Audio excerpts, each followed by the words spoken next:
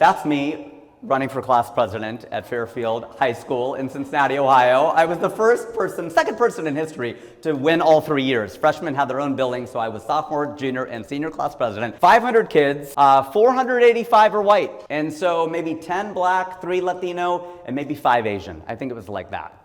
And so it was pretty cool. It was the unibrow, I think, that did it. That's really what put me over the edge. I said, I'll keep us together because I don't even know how to separate hair. Okay, so I'm going to be sure that I will have no divides in my administration at all. Look, I took turning 30 really hard. Okay, I turned 30 18 years ago. I'm 48 years old. I don't know if I look 48. I don't think so. They say black don't crack, brown don't frown. Okay, look, I think I look pretty damn good for 48. 30 was a long time ago, and I took it really hard. I moved to California from Ohio because I turned 30. I wasn't doing what I wanted to do. I worked at Procter & Gamble. I was there for 6 years. I was dating an incredible woman.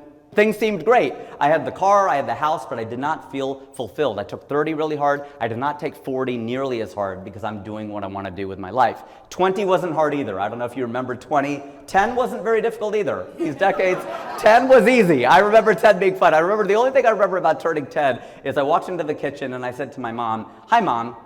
And she goes, "What happened to Mommy?" I go, "No, Mom, I'm double digits now. Okay, I'm 10. You are Mom going forward." I know, she had a little bit of her heart broke inside, but that's what happened when I was 10. It's just that I think when I turned 30, I remember having this thought of going, I'm so disappointed in myself. What would 16-year-old Rajiv think of 30-year-old Rajiv? You ever play this game with yourself? You think back to what you wanted to be, an astronaut or a cowboy or whatever it is, and you look at yourself now like, I didn't think I'd be doing this when I'm 30 or whatever age it is.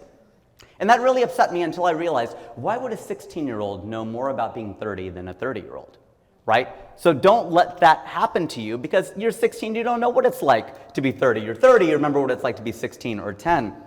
But a lot of people have arrived at a similar conclusion.